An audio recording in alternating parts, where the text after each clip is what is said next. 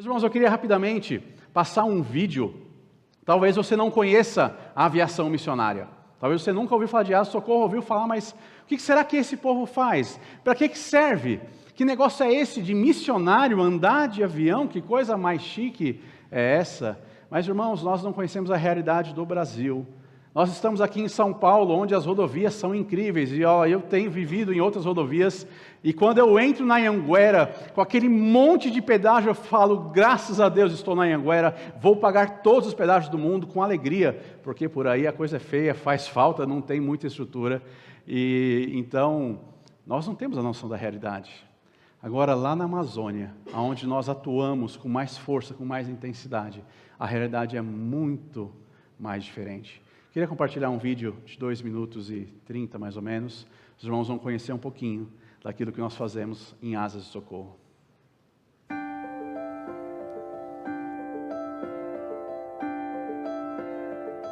Levamos o amor de Deus ao interior da Amazônia. Servir é nosso chamado.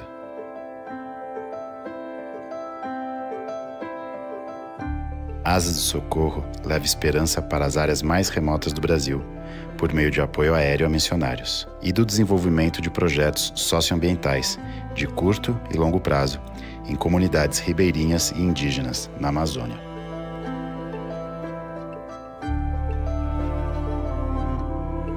Voamos e navegamos pelo interior da Amazônia. Levamos amor em forma de gente.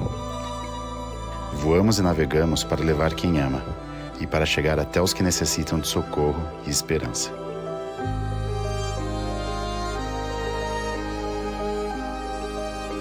Somos uma equipe de missionários, voluntários e colaboradores comprometidos com o reino de Deus, que trabalham em prol dos que vivem mais distantes e anunciam a eles a mensagem de vida eterna.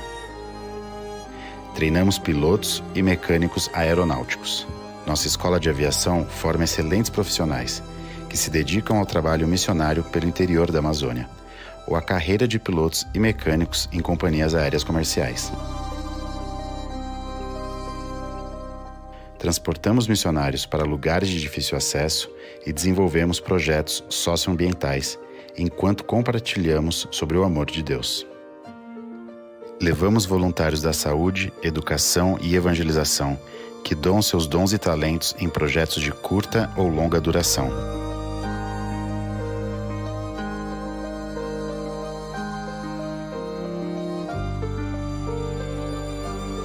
Amar e servir ao próximo faz muito bem. Ganhamos o selo Doar, que certifica a transparência e a qualidade do nosso trabalho na Amazônia.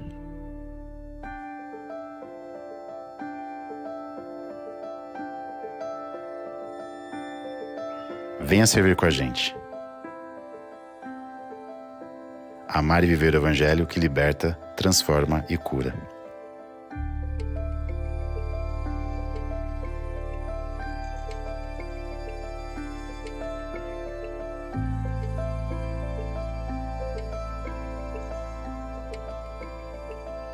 A Amazônia, ela é um mar verde, que você voa horas e horas e horas, e esse mar não acaba. As pessoas falam, estão destruindo a Amazônia. Sim, de fato, nós somos contra a destruição da criação de Deus, mas irmãos, para destruir a Amazônia vai muito tempo, porque é um mar que as pessoas não têm ideia o tamanho daquilo. Nós temos a aldeia que nós atendemos mais distante, ela fica a 2 horas de voo. Em linha reta vai dar mais ou menos uns 350 quilômetros. Aqui em São Paulo a gente faz isso em 3 horas e meia, 4 horas, para ir mais tranquilo. Sabe quanto tempo demora um missionário para sair da cidade e chegar até essa aldeia, onde ele trabalha, onde ele evangeliza, onde ele discipula, onde ele traduz a Bíblia? Sabe quanto tempo demora para ele ir? 15 dias. Porque ele tem que navegar por 5 dias. E naquela região bem no norte do Brasil, ali quase nas divisas, os rios não são navegáveis, tem muita cachoeira, muita queda. Então ele só consegue navegar por 5 dias.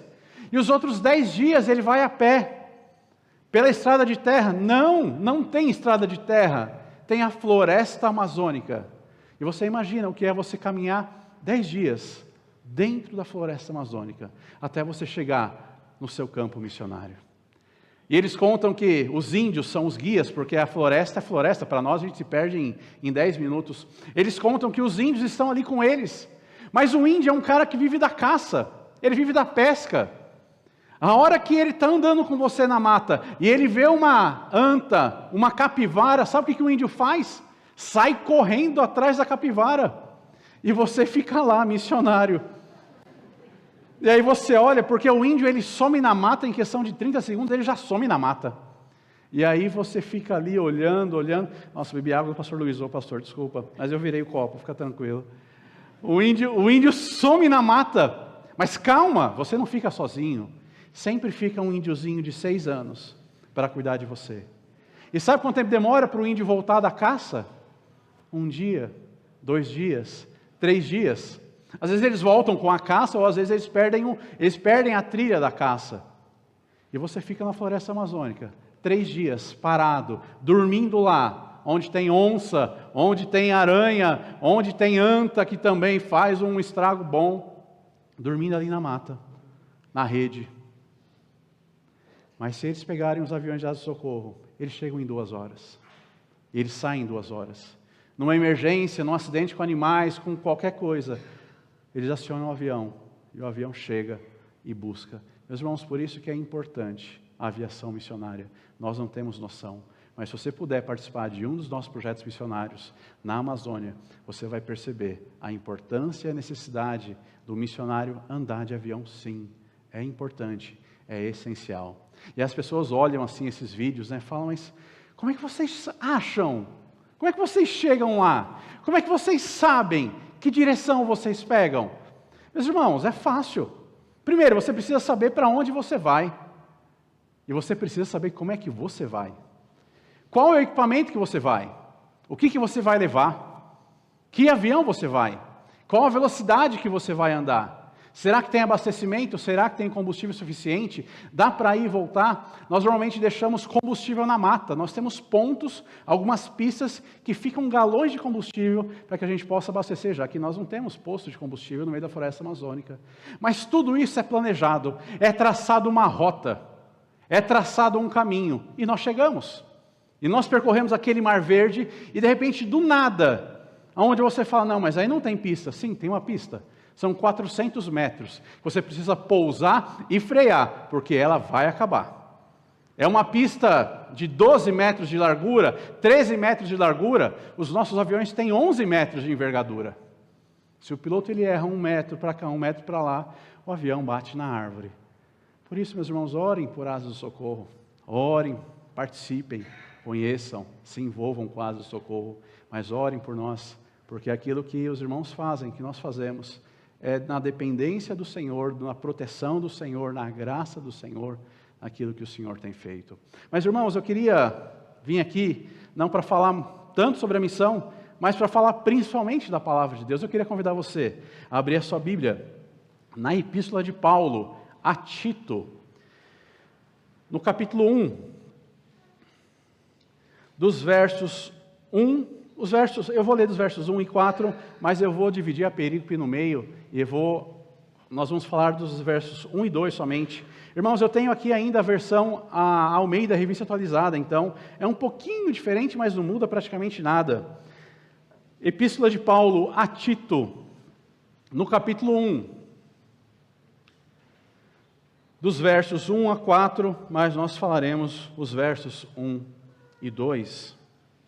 Diz assim a palavra de Deus: Paulo, servo de Deus e apóstolo de Jesus Cristo, para promover a fé que é dos eleitos de Deus e o pleno conhecimento da verdade segundo a piedade, na esperança da vida eterna que o Deus que não pode mentir prometeu antes dos tempos eternos e em tempos devidos manifestou a sua palavra mediante a pregação que me foi confiada por mandato de Deus, nosso Salvador, a Tito, verdadeiro filho, segundo a fé comum, graça e paz, da parte de Deus, Pai, e de Cristo Jesus, nosso Salvador.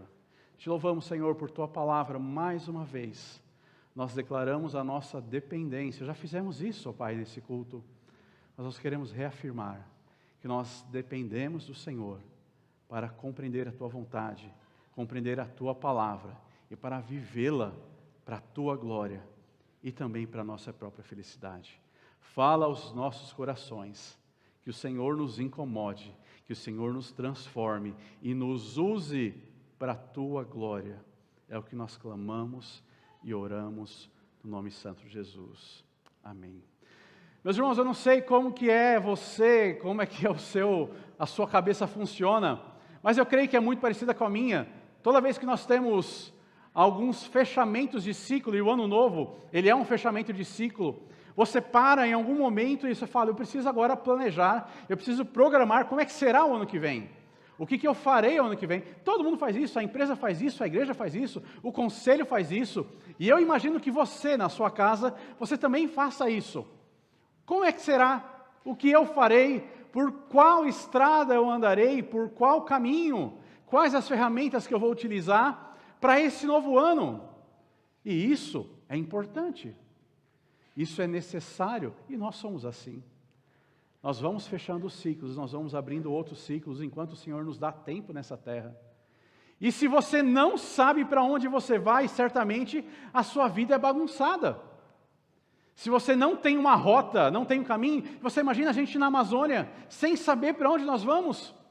Você vai andar em círculos. Aliás, teve um acidente da Varig, do comandante Garcês, se eu não me engano, na década de 80. O comandante Garcês, ele errou ali a leitura do instrumento. A Varig tinha acabado de mudar o instrumento de navegação, e ele era para ir para a proa 270, que é oeste, e ele foi para 027, que é norte-nordeste, quase nordeste. O que você acha que acontece com um voo que deveria vir para cá e vai para lá? Não chega a lugar nenhum. Se você buscar depois, não agora, os áudios da caixa preta desse voo da Varig, a maioria sobreviveu, mas eles pousaram na floresta amazônica, se eu não me engano, com Boeing, ou com Constellation, não lembro o exato. Mas o comandante Garcês, ele fala, nós erramos, e nós fomos para cá, fomos para lá, fomos para cá e voltamos, e nós ficamos andando em círculos. E agora nós não temos mais combustível para chegar até Marabá, no Pará. Nós não temos mais combustível para ir para lugar nenhum. E o motor 1 está para parar. E daqui a pouquinho o motor 2 para. E eu espero que todos tenham uma boa hora. É assim que o comandante Garcês, ele termina a sua fala, antes do pouso de emergência da Floresta Amazônica, com o voo Varig. Meus irmãos, assim é aquele que não sabe para onde vai. Aquele que não sabe, que não tem uma rota. Mas para mim, pior do que aquele que não tem uma rota, aquele que não sabe para onde vai, é aquele que vai para o lugar errado. É aquele que não entende o equipamento que está voando. Aquele que não entende a autonomia do avião. Aquele que está indo para a cidade errada. E para mim este é um dos piores problemas. E às vezes eu percebo que nós como crentes, como conhecedores do Senhor, salvos em Jesus, nós andamos pela rota errada. Porque nós não conhecemos nem o equipamento e às vezes não sabemos qual o nosso destino. Por isso que é fundamental nós entendermos. E eu queria usar o texto, a epístola de Paulo a Tito, porque Paulo se mostra como um homem que entende o equipamento que ele está usando, a aeronave que ele usa, ele entende quem ele é. Ele entende o propósito da sua vida e ele entende para onde ele está indo. Ele entende o porquê da sua existência. E meus irmãos, isso é fundamental.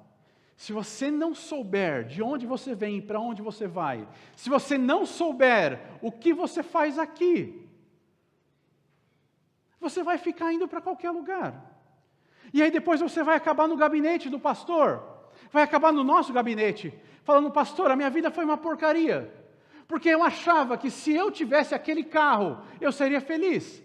Porque eu achei que se eu tivesse aquele cargo, aquela empresa, aquele negócio, ou se eu tivesse aquele topete, eu seria feliz. Né, irmão? Mas não está no topete, irmão, vai por mim. Mas a maioria de nós vai morrer sem conquistar tudo aquilo que o nosso coração enganoso almeja. E aí você fala, não, eu só morri infeliz porque eu não conquistei. Porque eu morri antes.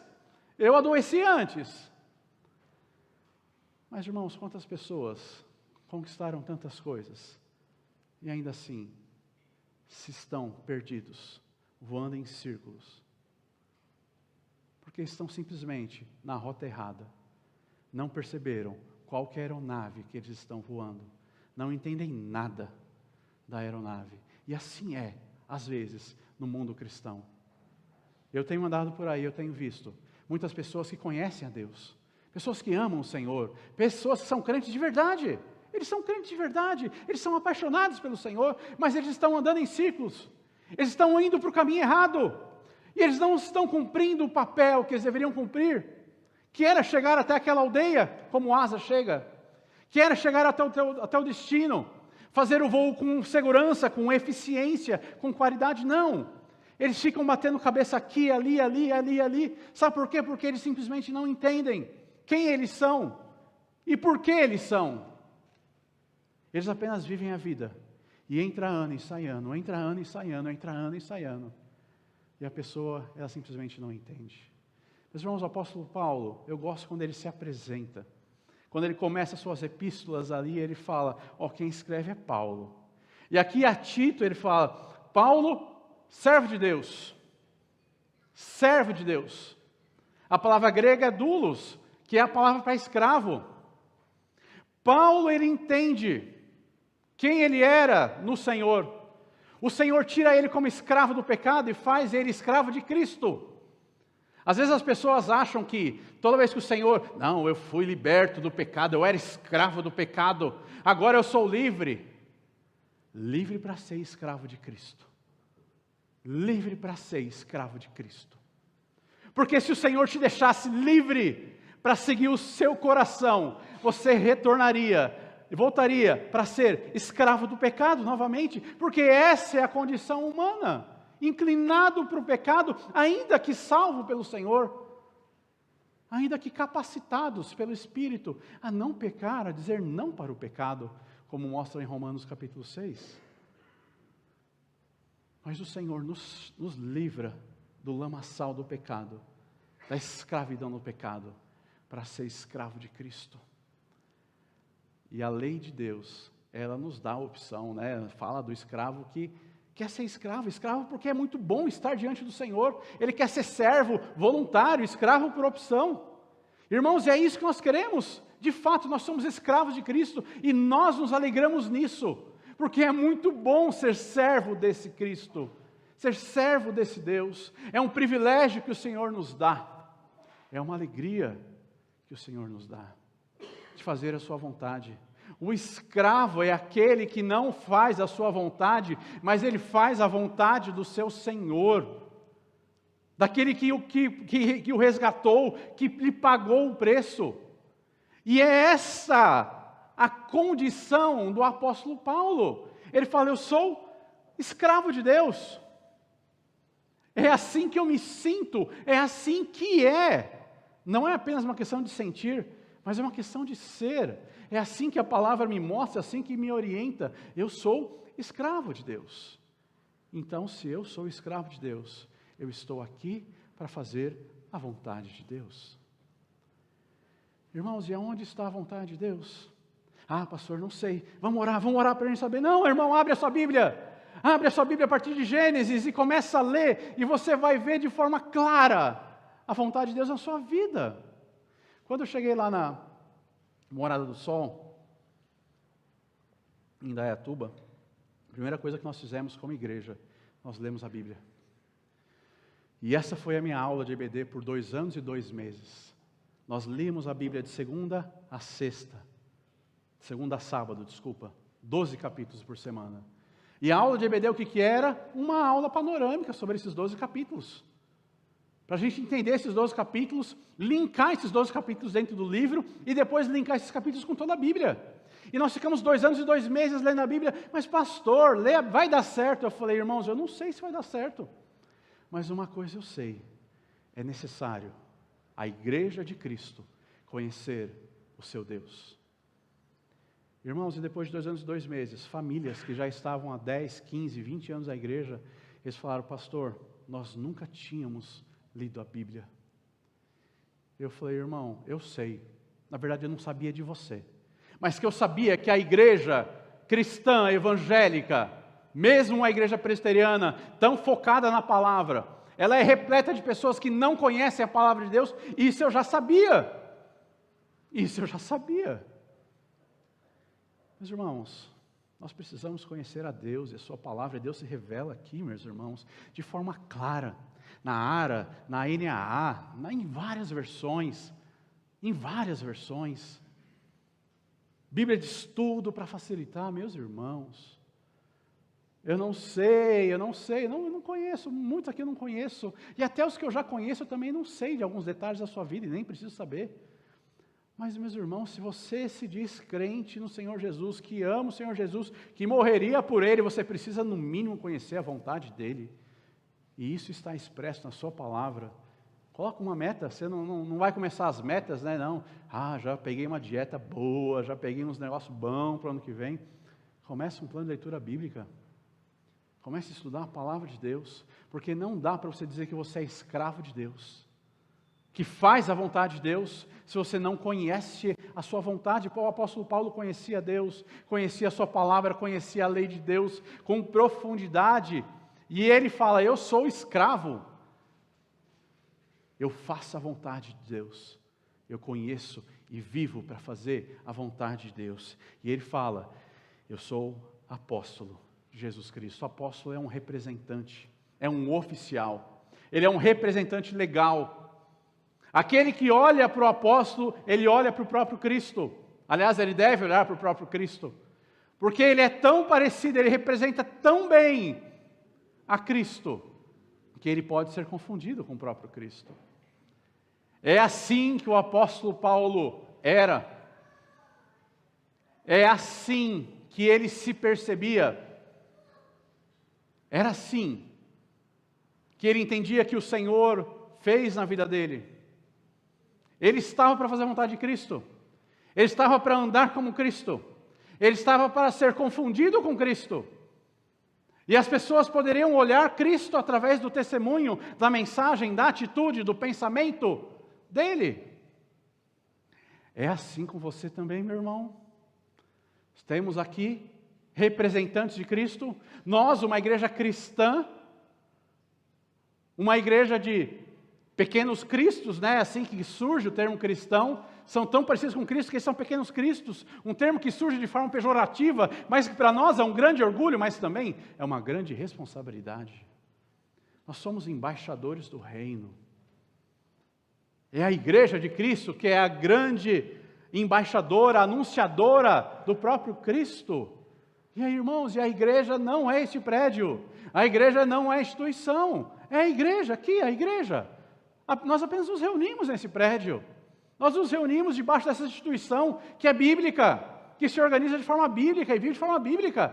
Mas, meus irmãos, não é o pastor Luiz Roberto que vai fazer as coisas, nem o conselho, mas é essa igreja. É essa igreja que vai falar de Cristo, aonde vocês estiverem, é essa igreja. Vocês são essa igreja. Vocês são representantes de Cristo. As pessoas olham para vocês e falam: uau, eu já vi esse cara em algum lugar, parece com Jesus Cristo. Mas, irmãos, nós precisamos entender coisas básicas. E isso é básico.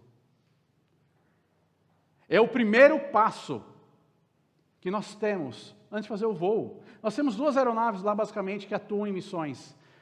Nós temos 3 aeronaves, mas na missão são 2. A primeira é para a Escola de Formação de Pilotos. Mas nós temos o Cessna 206. O 206 é o tanque de guerra, é o tratorzão. O Cessna 206 ele carrega peso, ele carrega 600 quilos de carga, que vai ali decolar e pousar numa pistinha de 400 metros. E depois você anda com o seu carro aí na rua e marque 400 metros. Não é nada. Mas o Cessna 206, ele faz isso. Ele decola e sobe. O problema é que ele é lento. O nosso Cessna 206 ele é gordinho, ele tem um bagageiro embaixo para caber mais carga. E nós temos tanques de ponta de asa, nós temos 2 tanques de meio metro cada um. São tanques de fibra, então ele aumenta as asas, ele deixa as asas maiores, você consegue levar então mais carga. Mas tudo que você aumenta no avião, você reduz em velocidade. Então o Cessna 206, ele voa somente a 120 nós, que vai dar 215 km por hora. Bebendo 60 litros de gasolina por hora. A gasolina de aviação lá nós estamos pagando 16, 17 reais o litro. Então você vê o que ele gasta só de gasolina, um motor de 300 cavalos. Porém, na base de Anápolis nós temos um outro avião que é o 210. O 210 ele leva a mesma carga que o 206. Mas o 210 ele é aquele que guarda as rodinhas, ele tem trem de pouso retrátil, ele guarda as rodinhas. E isso deixa ele muito mais rápido aerodinamicamente. Ele não tem tanques de ponta de asa, ele não tem o bagageiro ventral, então isso deixa ele muito mais rápido. O 210 ele voa a 180, 190 nós. Isso vai dar 350 km por hora. Mais de 100 km por hora a mais que o 206. E ele bebe também os mesmos 60 litros por hora. Então, meus irmãos, quando você vai fazer um voo com 210 ou com 206, isso muda tudo. O 210 chega muito mais rápido. Ele leva muito menos tempo para chegar. E isso muda tudo no planejamento de voo, na vida do missionário, no custo. Irmãos, assim é com a nossa vida também. Se você não entender quem é você, se você não entender quem é você em Cristo, se você não entender a sua identidade em Cristo, meu irmão, você poderia ser um 210, mas você vai ser um teco-teco que puxa a faixa na praia, que anda a 60 nós, e podia estar voando a 180 nós, sendo muito mais útil nas mãos de Deus. Por isso que você conhecer a si mesmo, você entender quem você é, por que Cristo te salvou, o que você faz aqui, por que você tem tanto conhecimento acerca de Deus, por que Deus se permitiu mostrar a você, e você enxerga a sua grandeza, a sua graça e a sua glória. Por que Deus fez tudo isso? Para que Deus fez tudo isso? Paulo sabia para quê. Paulo entendia o porquê. E ele sabia que o Deus do universo não tinha feito isso apenas por esporte. Paulo entendia que o Deus do universo, ele conduzia a história. Porque Paulo conhecia Deus, Paulo conhecia a lei, Paulo conhecia os profetas, Paulo conhecia a história do povo de Deus, e Paulo sabia que existia um Deus que se apresentava de forma pessoal, e ele conduzia a história do povo, que ele prometia e ele cumpria as promessas. Paulo sabia disso. E ele sabia que esse Deus que tem propósito, Deus que não faz, que, como a gente diz, não dá ponto sem nó, ele não chamou a ele, porque não tinha mais nada para fazer. Um Deus que conduz ativamente e atua neste mundo até hoje, ele sabia. E Paulo entendia o seu propósito. Irmãos, a palavra de Deus era rica em tantos versículos, em tantos textos, que mostram que Deus tem um propósito para te chamar, para te fazer povo dele. Deus tem um propósito. E esse propósito não começa na eternidade. Não, o Senhor Jesus morreu na cruz e Ele me salvou. Oh, glória a Deus por isso. E eu vou esperar a morte chegar, porque quando chegar, estarei na glória com o Senhor, e eu verei face a face, contemplarei a sua grandeza e a sua glória. Isso acontece, vai acontecer, irmãos, e vai ser uma bênção. Mas, irmãos, Deus nos chama para sermos úteis aqui neste mundo, a partir deste mundo. As pessoas às vezes perguntam, mas pastor, qual que é a diferença entre eu me converter na adolescência e passar a vida na igreja e eu me converter lá no final da minha vida, no último dia? Eu não vou para o céu da mesma coisa? Eu falei, vai, a gente vai se encontrar no céu, cara, a gente vai morar para sempre juntos. Mas posso te falar uma coisa? Você vai ter perdido tanta coisa neste mundo. Viver uma vida sem Deus neste mundo, meus irmãos, é insuportável. É triste demais, é desesperador. Nós, principalmente, não apenas os pastores, mas os pastores muito mais, acompanharam tantas famílias na época da pandemia. Irmãos, a conclusão que eu cheguei é que as famílias que não têm esperança no Senhor, não têm esperança na vida eterna, não têm esperança na ressurreição, não têm esperança na ação, na bondade, na misericórdia de Deus, meus irmãos, eu não queria estar na pele delas, porque é um desespero que não acaba. Eu fiz tanto ofício fúnebre, e como é diferente aqueles que andaram com Deus durante toda a sua vida, como é diferente, tanto na sua vida, quanto na sua morte. Meus irmãos, faz toda a diferença. Faz toda a diferença. E é isso. Esse é o meu desejo, essa manhã, com essa pregação, que você entendendo quem você é em Cristo, entendendo a sua identidade em Cristo, o propósito, você sai daqui com a pulga atrás da orelha, falando, cara, se eu sou isso, o que eu faço agora? Se Deus me chamou com um propósito específico, o que eu faço agora? Como é que eu lido com isso? Como que isso entra no meu planejamento para 2024? E meus irmãos, se você começar a fazer essa pergunta básica para o seu coração, eu te falo que isso muda tudo no seu ano. Que você vai perceber que o dinheiro que Deus te dá não é só para você. Que a saúde que Deus te dá não é só para você. Que a sabedoria e o conhecimento que Deus te dá não é só para você. E que o tempo que você tem também não é só para você. E aí quando você menos espera, em vez de você passar um mês na Disney, que é legal pra caramba, irmãos, é legal, eu já fui, não é pecado não, pode ir. Mas hoje eu fico 10 dias no campo missionário, numa viagem missionária na Amazônia, 12 dias numa viagem missionária na Amazônia, e de lá eu já pego o avião para Disney, que já é pertinho, já está ali na Amazônia, ó, rapidinho, 4 horinhas de voo está em Miami. Mas porque eu entendo que o meu tempo não é mais só meu, o meu dinheiro não é só meu, o meu conhecimento não é só meu, não é só para mim, não é só para o meu benefício, não é só para o meu bem-estar, mas é para a glória do Senhor, é para a expansão do seu reino, é para a salvação de almas. Meus irmãos, eu estou lá em Asa do Socorro, eu atuo como superintendente de aviação na escola e na oficina. Então as operações de voo ali, eu tenho trabalhado, tenho ajudado ali. Meus irmãos, eu estou desesperado por mecânico de avião. Por pessoas que queiram ir lá e fazer um curso de mecânico e se tornar mecânico de avião, porque eu preciso mandar mecânicos para as bases. Porque os aviões estão parados porque não tem quem conserte, e o avião não é igual ao carro. Ó, quebrou, encosta ali que a gente vai consertar. Não pode quebrar, irmãos, porque está voando, não pode quebrar. A cada 50 horas nós somos obrigados, por lei, a parar o avião e fazer manutenção. Ele estando bom ou ruim. Normalmente ele está bom, graças a Deus. Mas nós temos que fazer manutenção. E se não tiver um mecânico, o avião fica parado. Mas e se um missionário ligar num voo de emergência? Que pena. Que o Senhor tenha misericórdia.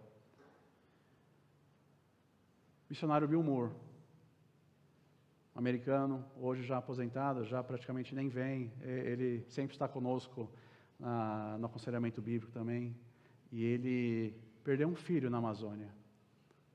A sua filhinha tinha 2 anos de idade, e uma cobra picou, e ele acionou Asas de Socorro naquela época. O piloto é o Denis, que é piloto em Asas de Socorro até hoje. Essa história passou há 40 anos, e o Denis foi acionado, e o Denis chegou até a aldeia, mas a aldeia ficava num vale, e de manhã ali a Amazônia, a umidade da floresta, ele encheu aquele vale de nuvens, e o Denis sobrevoava e não conseguia pousar, não conseguia ver a pista para pousar, e o pastor Bill, ele estava com a sua filha ali, no colo, morrendo. Eu ouvia o avião, ele ouvia o avião, ele ouvia o avião, até que o avião foi embora. E a filha dele foi enterrada na Amazônia. E recentemente, há 2 anos atrás, ele voltou. E ele voltou para a base lá, em Boa Vista, e ele reencontrou o Denis. O Denis tem mais de 10 mil horas de voo como piloto missionário. E o Denis falou, pastor, quer ir lá? Ele falou, eu quero. E eles voltaram para a aldeia. Eles procuraram a cova e já não encontraram mais, a floresta já tinha tomado conta, talvez bichos tinham tomado conta. Mas, irmãos, essa é a realidade. Essa é a realidade. Às vezes isso acontece. Às vezes isso acontece. Mas Deus é Deus. Deus é Deus. E Deus continua conduzindo a história. E o pastor Bill continua sendo muito útil nas mãos do Senhor. Muito útil nas mãos do Senhor. Até o dia em que o Senhor o chamar. Ah, mas eu largaria essa vida de missionário? Não, agora que ele foi mais ainda. Porque ele entende que o propósito da vida dele é fazer a vontade desse Deus. É servir a esse Deus. Ainda que coisas ruins aconteçam. Ainda que coisas aos nossos olhos aparentemente ruins aconteçam. Nós somos chamados a viver para esse Deus, para a glória desse Deus, para fazer a vontade desse Deus, para sermos representantes do Senhor Jesus, para proclamar a salvação a todos deste mundo. Nós tivemos também recentemente, fomos convidados a participar de uma entrega da Bíblia. Eu até compartilhei no grupo do presbitério, de uma Bíblia que demorou 40 anos para ser traduzida. Missionários numa aldeia ali, já na divisa com a Bolívia, eles trabalharam 40 anos para a tradução da Bíblia e finalmente essa Bíblia foi traduzida na língua daquele povo e nós fomos levar com os aviões de asas, fomos levar essa Bíblia. Meus irmãos, sabe o que nós vimos ali? Eu não vou achar foto, senão eu ia mandar passar para o Magno. Sabe o que nós vimos ali? Quando nós chegamos, os aviões chegaram, nós vimos 3.500 pessoas reunidas no meio da floresta amazônica, cultuando a Deus, para cultuar a Deus.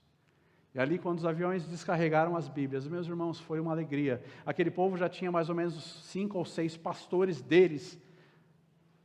E eles pegaram a palavra de Deus na mão e foi uma grande festa. E a festa indígena não para, eles fazem festa e festa. 40 anos. Mas o Evangelho chegou ao coração daquele povo. Meus irmãos, esse é o nosso propósito. É nisso que você deve se desgastar. É nisso que você deve se arriscar. É nisso que você deve dedicar o seu tempo, a sua inteligência, o seu dinheiro, os seus recursos todos que o próprio Deus te deu. É para isso. Porque se você morrer e não cumprir o seu propósito, meu irmão, que triste. Eu gosto daquela frase, não lembro quem disse, talvez o pastor Luiz lembre, mas ele diz, essa frase diz o seguinte: eu quero chegar no último dia da minha vida e não ter mais nada para fazer para Deus, a não ser morrer. Sabe quando você olha e fala, Senhor, o que mais eu preciso fazer para o Senhor? Já fiz, isso eu já fiz também, Senhor, eu já fiz. Deus fala, não, vem para cá, é só morrer, falta mais nada não. Meus irmãos, essa é a nossa meta, esse é o nosso alvo. Chegar no último dia da nossa vida diante do Senhor e falar, Senhor, eu não tenho mais nada para fazer para o Senhor, a não ser morrer. É isso que nós precisamos. Agora minha pergunta para você é, se você morresse hoje, é essa a sensação que você teria diante do Senhor? Senhor, de fato eu dediquei, eu me esforcei, eu gastei tudo aquilo que eu tinha e aquilo que eu era, que na verdade era tudo do Senhor. E eu gastei para cumprir o propósito para o qual o Senhor me criou, para cumprir o propósito para o qual o Senhor me salvou. É para isso, Senhor, que o Senhor fez tudo aquilo na minha vida. É para isso que o Senhor abriu os meus olhos. E foi para isso que eu vivi, Senhor. Eu sei que eu podia ter feito mais, mas, Senhor, eu me esforcei. Eu dei o meu máximo. Eu andei como o apóstolo Paulo 30.000 quilômetros para falar do Teu amor, para compartilhar o Teu amor. Eu me enfiei num curso de piloto de avião só para poder pegar um avião e levar o Teu amor para quem não conhece. Eu me tornei mecânico de avião, Senhor. Irmãos, será que seria essa a conversa que você teria com Deus? E aí quando eu olho para a minha vida, eu falo, Senhor, tem misericórdia, porque eu ainda não fiz nada pelo Senhor. Porque eu ainda tenho tanta coisa para fazer. Quanto tempo eu perdi pensando em mim mesmo? Ah, mas Fabiano, era uma coisa tão legal, você estava pensando na sua família, né? Você tem esposa, você tem 3 filhos, olha que legal, irmãos. Meus irmãos, Será que o propósito da nossa vida é isso? É só pensar nos, que eu vou deixar um monte para os meus filhos? E aí eu vi tantos filhos torrar a herança assim, porque, sabe, não suou, não valorizou aquilo e torra a herança. Não, pastor, eu tô focando na minha saúde, na minha beleza, mas tem certeza que o propósito da vida é essa? Você foi chamado para isso? Claro que você deve, irmão, anda bonitinho, é legal pra caramba.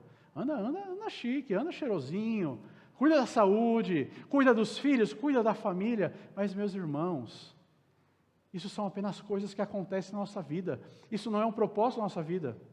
Nós não estamos neste mundo para isso. E o apóstolo Paulo, ele entendia muito bem isso. Você entende? Você é capaz de entender?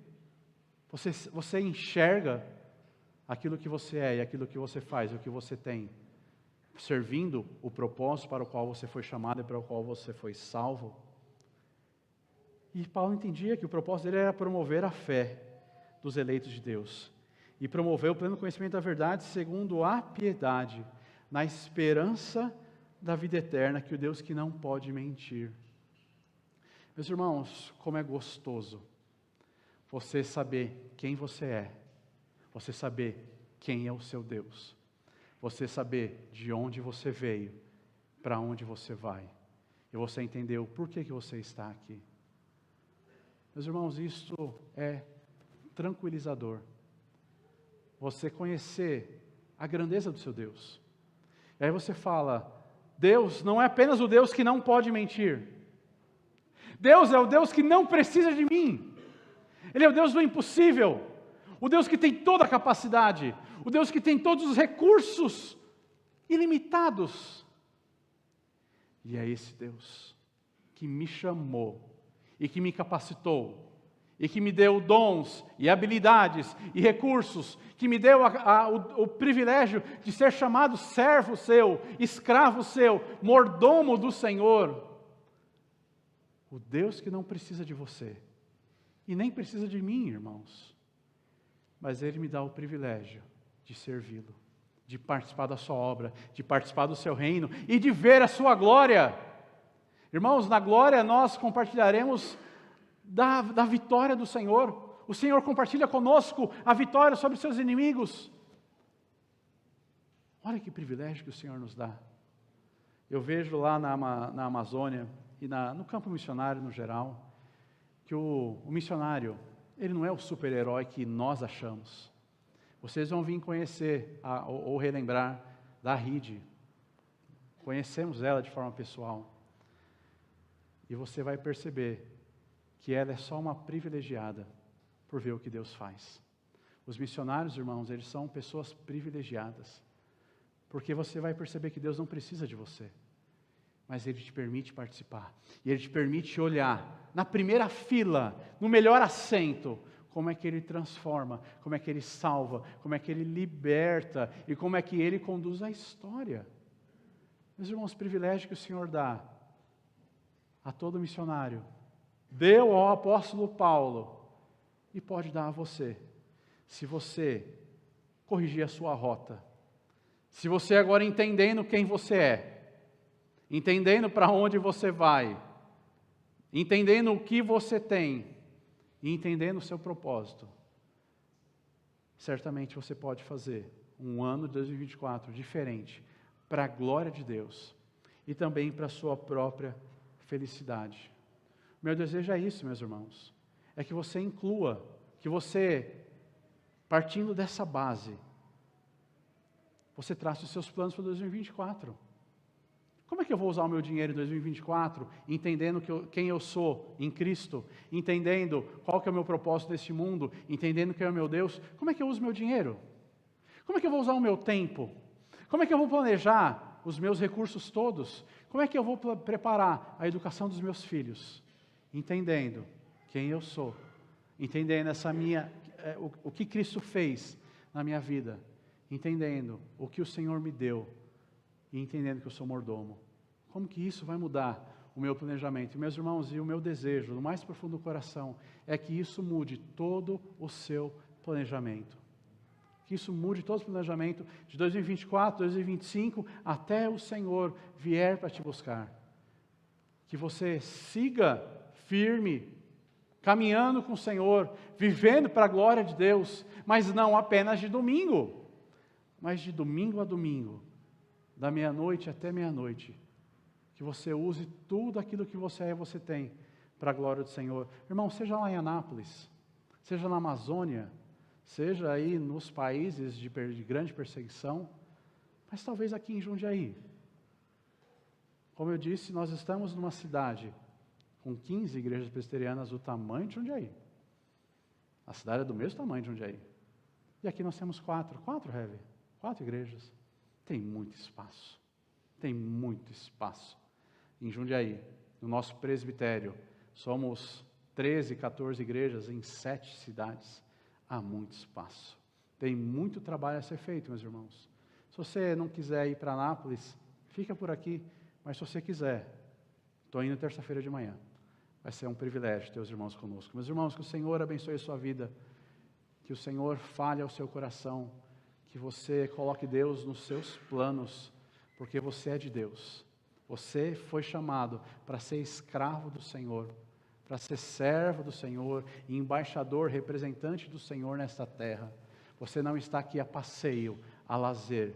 Você não está aqui para acumular fortuna, que vai ficar aí para os herdeiros gastar com bobeira. Você não está aqui para ser a rainha da beleza, porque você também vai envelhecer e você vai morrer. E aí tudo vai ficar aí, vai virar ectoplasma, os micróbios vão pegar tudo para eles. Não perca todo o seu tempo com isso. Fique bonitinha, fique cheirosinha, mas a sua vida não é para isso. Eu até desencanei de ser cabeludo. O Ed falava, vamos para a Turquia. Eu falei, não, vou ficar careca mesmo, está tudo certo. A Pamela já gosta de mim careca, falou que não vai me largar. Irmãos, que o Senhor abençoe a sua vida. Vamos orar antes de eu entregar a palavra para o pastor Luiz novamente.